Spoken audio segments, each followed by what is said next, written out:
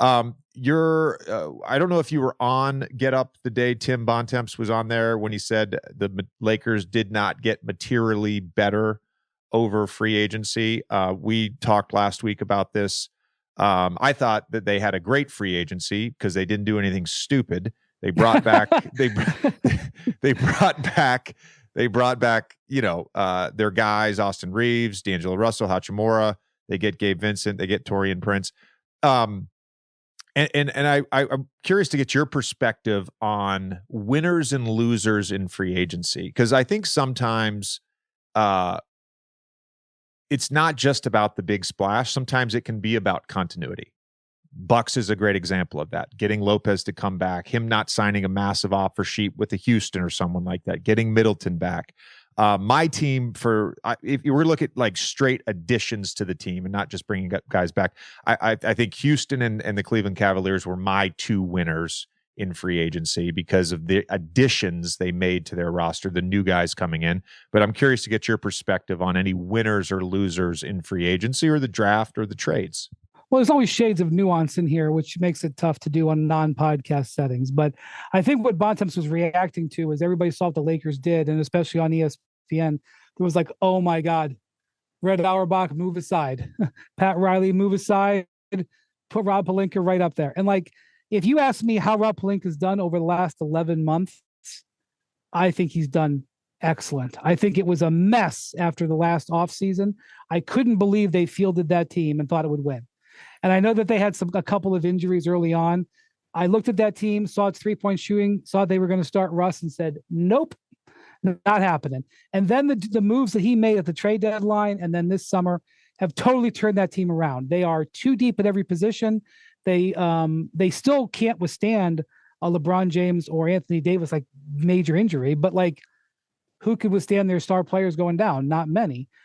They are much better positioned for the modern NBA, and the guys that they got in the trade that they weren't super duper thrilled with, like Malik Beasley, Mo Bamba, they replaced them. I don't think that Taurean Prince is like a revelation signing, but it's a reasonable replacement for Lonnie Walker, which is essentially who they traded him out for. Like Gabe Vincent's a nice signing.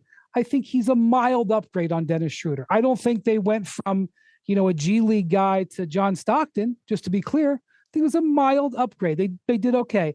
And the way I judge contracts is as soon as they're signed, can you trade them? And I had a GM who's been around a very long time who I respect say, hey, I listened to you say that, and that's not fair. You should judge it in 1 year. And that's fine if you want to do it that way. But I always judge, like, as soon as you sign a contract, can you trade that contract if you have to on December 15th? Like, for example, like on Jeremy Grant, I don't think they can. And if Jeremy Grant averages like 33 and 12 in the first 2 months, he can give me the middle finger and say, and I'll be like, you know what, man, you are correct. So the contracts that the Lakers signed, I don't think any fit into that. I think maybe a hair high on Hachimura because who's given him an offer sheet, but not egregious. Like, I think they were a little bit in trouble with Hachimura because he so overplayed his typical play in the playoffs. And so you don't know as an organization, is it just the way he fit with us, or was he just hot for 6 weeks? Because he shot, I think, 29% on threes for the season. And then he shot 48% in the 3 playoff rounds. And so you're like, oh man, well, he's really valuable as that player. So like they may have paid a hair too high for Hachimura. On the other hand, if he's that good, it may end up being a bargain. So it's an acceptable deal. And I wasn't sure they were going to handle Russell. I was like, boy, they cannot afford to sign Russell to a contract they can't trade. They can trade that contract. They could trade that contract on December 15th, I believe. So I think Rob Pelinka did a good job. I think Rob Pelinka over the last 2 transaction cycles, which is the trade deadline and this free agency, did a great job. I don't think the Lakers blew it out of the water. I look at kind of more smaller moves too. Like I think the San Antonio Spurs, I mean, granted, they are under no pressure to improve, but they just got, like, for example, yesterday, they just got Reggie Bullock, who's a real player, and a 2030 pick swap from the Dallas Mavericks, which might end up not being good. They got him for free. The Boston Celtics called up and said, would you like a free player? Yes, we'll take a free player. Thank you. Have a nice day. And they got like Jetty Osmond for free.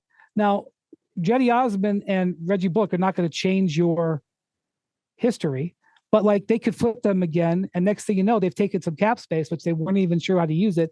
And they've turned it into like draft picks and pick swaps and stuff like that. And so I think they did well. I think the Nuggets have not had the greatest summer. Last summer, in the same summer that the Nuggets lost Tim Connolly, they smashed it out of the park there in their front office.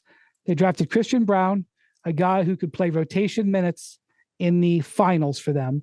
And if you think that that's easy with the 21st pick, go look at the history of 21st picks in their rookie years. They signed Jeff Green to a minimum contract, extremely great value. They signed Bruce Brown to the taxpayer mid-level, which is like $6 million, maybe the best free agent signing of last summer. I'd have to go back and really knock it down, but in terms of dollars for production, brilliant.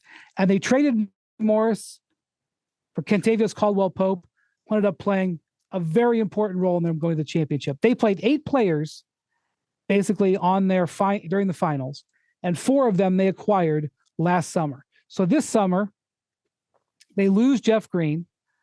No, losing Bruce Brown can't do. They did such a good job with Brown that they lost him. You know, they can't pay him $20 million. No problem. But then because they don't have a backup point guard, they pay Reggie Jackson, who they weren't even playing at the end, $5 million a year instead of paying Jeff Green $5 million a year. And Jeff Green walks on them. So they lose Bruce Brown and Jeff Green and don't really functionally replace them. They did sign Justin Holiday. Maybe he'll be okay, but he's on his 10th team in his career, 10th.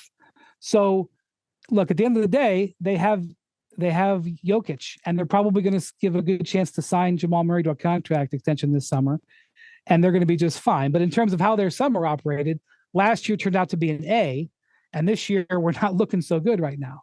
So like, I know that like if I was pitching this to First Take or Get Up, they'd be like, "You want to talk about the Spurs and the Nuggets?" Like they wouldn't have any interest in that. But like the Spurs have had a good summer, the Nuggets have not so far, other than winning the title.